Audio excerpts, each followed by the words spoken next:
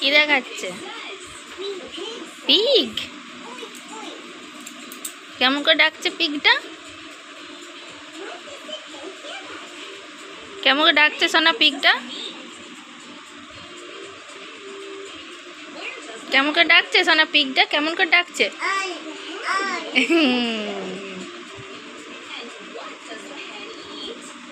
এটা কি? এটা কি? এটা কি? হেন।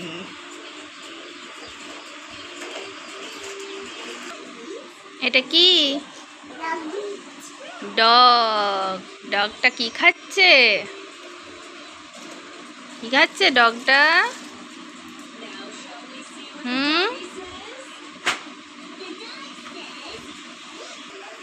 Hello everyone, good morning. কেমন আছো সবাই? আশা করি সবাই খুব ভালো আছো। মন্দিরাস ব্লগসের আরেকটি ব্লগে সবাইকে স্বাগত জানাই। ছেলে ঘুম থেকে উঠে পড়েছে। তোমাদের প্রথমেই দেখালাম যে ও কার্টুন দেখছে, টিভি দেখছে। তো এখনও দেখছে, এই যে বসে বসে। এই দেখো, সকালে ঘুম থেকে উঠে ও টিভি দেখতে শুরু করে দিয়েছে। আমার বিছানাটা আজকে তোলা হয়ে গেছে।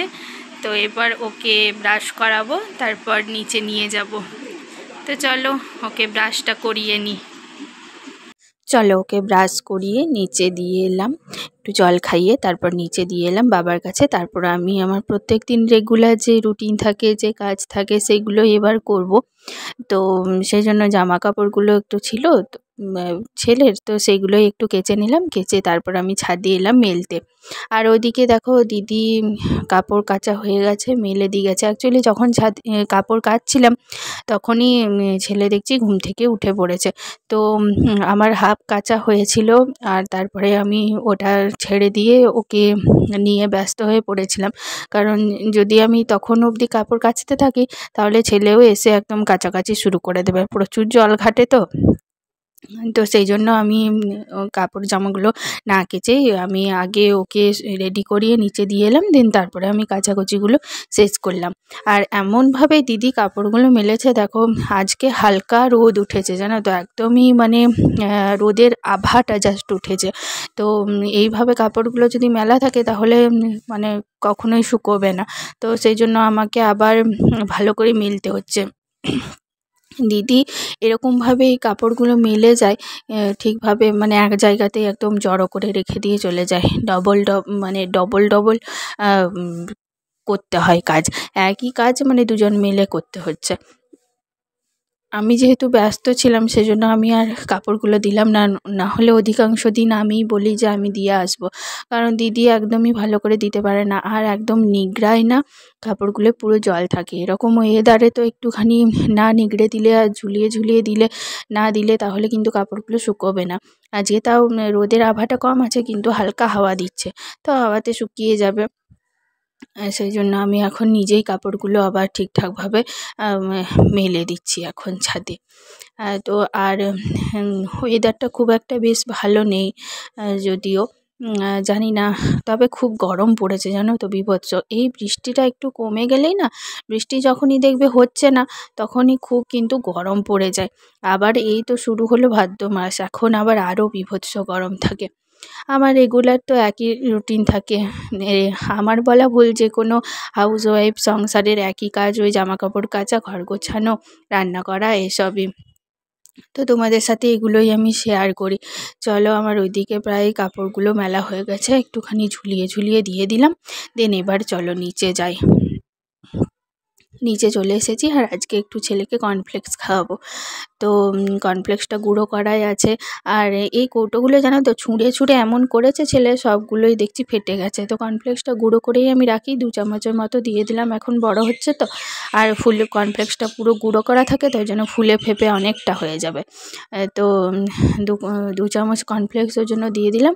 আর ওই যে খাবারের কেনা খাবারগুলো থাকে না, সেইগুলোর যে চামচগুলো থাকে সেটাতেই 2 চামচ দিলাম। আর একটুখানি তোমার ওই তালমিছরিটা দিয়ে দিচ্ছি, তুলালে তালমিছরিটা, ওইটাও গুঁড়ো করে রাখি সুবিধের জন্য।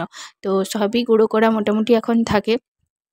এই দুধ দিয়ে একটুখানি গুলে দেবো, এই গুলে তোমার এবার খাওয়াতে হবে ওকে।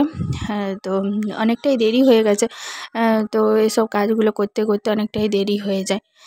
আর এই যে গুঁড়োগুলো পড়েছিল দেখো, এগুলো একটু পরিষ্কার না করে দিলে এখনই পিঁপড়ে হয়ে যাবে। আর এই যে এই মানে কার্ডবোর্ডটা নিই, কারণ হচ্ছে যে তোমার বিছানার উপরে খাওয়াই তো, বিছানাতে যাতে না পড়ে যায় সেজন্য কার্ডবোর্ডটা নিয়ে থাকি। চলো, খাবারটা রেডি হয়ে গেছে, এবার খাওয়াবো। তো তার আগে কালকে রাত্রেবেলায় দেখলাম যে জল নেই জানো তো, সেজন্য ভাবলাম যে সকালবেলাতে খাবারটা ওকে খাওয়াবো, তার আগে আমি একটু জলটা গরম করতে বসিয়ে দিই। আর এদিকে আমি চাটা খেয়েছি, সেগুলোর কাপগুলো ধোয়া হয়নি, পরে ধুয়ে নেব। এখন ওকে জলটা বসিয়ে দিয়ে তারপরে আমি যাব ছেলেকে খাওয়াতে। এদিকে জলটাও হতে থাকবে, আর তোমার ওকে খাওয়ানোও কমপ্লিট হয়ে যাবে।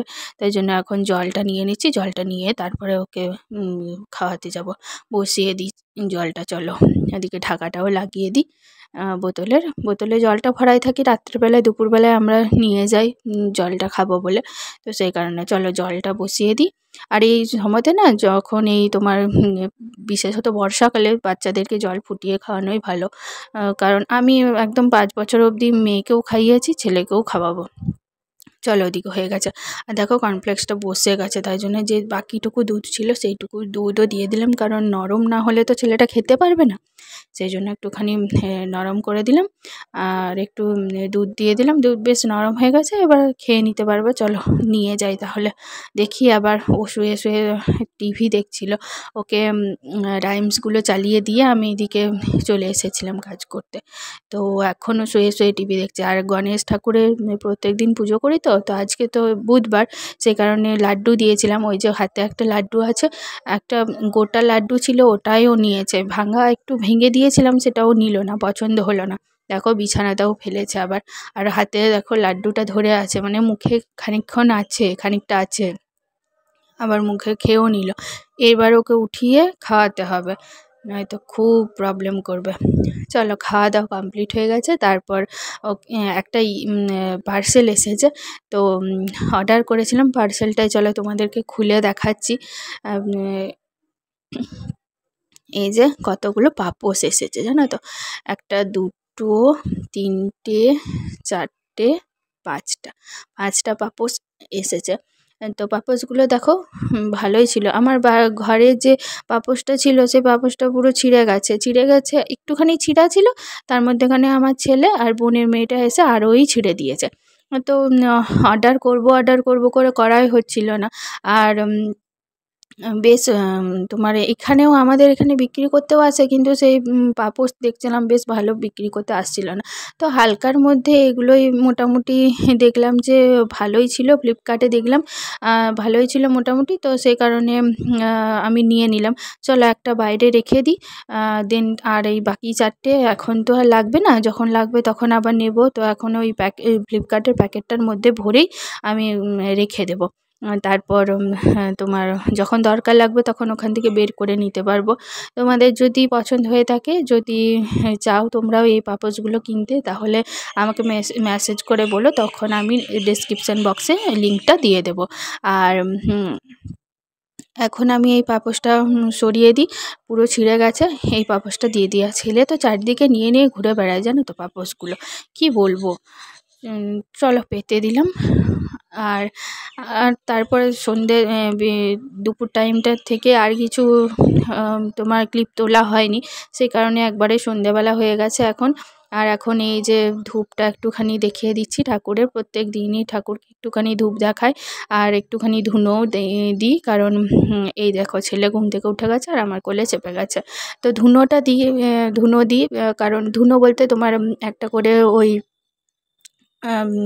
কর্পূর জ্বালাই। কর্পূরটা জ্বালানো খুবই ভালো, ঘরে যেটা নেগেটিভ এনার্জি থাকে সেগুলো চলে যায়। তো ধূপ ধুনো দেখানোর পরে তোমার একটুখানি এই যে ছেলেকে বসালাম দুধ আর বিস্কুট খাওয়াতে। প্রত্যেক দিন বিকেলবেলাতেই দুধ বিস্কুট খাই, তো আজকেও এখন খাইয়ে নিচ্ছি ওকে দুধ বিস্কুটটা। আর বাবা আমাদের জন্য আজকে একটু চাউমিন এনেছে, তো সেই চাউমিনটাই এখন দেব। তো চলো তাহলে চাউমিন দিতে দিতেই ব্লগটা শেষ করছি। আমার ব্লগ যদি তোমাদের ভালো লেগে থাকে অবশ্যই করে লাইক করে দিও, শেয়ার করো, কমেন্ট করে জানিও অবশ্যই যে আমার ব্লগ তোমাদের কেমন লাগলো। আর আমার চ্যানেলে যারা নতুন ভিউয়ার্স আছো তারা প্লিজ আমার চ্যানেলটা সাবস্ক্রাইব করে দিও, পাশে থাকা বেল আইকন অবশ্যই করে ক্লিক করে দিও যাতে নোটিফিকেশান তোমাদের কাছে পৌঁছে যায়। আর আমার এই ব্লগ যারা ফেসবুকে দেখছো তারা প্লিজ আমার ফেসবুক পেজটাকেও ফলো করে দিও। তো চলো আজকের মতো এই পর্যন্ত, দেখা হচ্ছে তোমাদের সাথে খুব তাড়াতাড়ি নতুন একটা ব্লগের সাথে। ততক্ষণের জন্য তোমরা ভালো থেকো, সুস্থ থেকো আর পরিবারের সকলকে ভালো রেখো। আর তোমরা লাইভ দেখতে একদম ভুলো না, আমি প্রত্যেক দিন লাইভে চলে আসি ঠিক 7:30 থেকে 8টার মধ্যে আমি লাইভে প্রত্যেক দিন চলে আসি, তো তোমরাও লাইভে জয়েন করো। চলো টাটা, বাই বাই।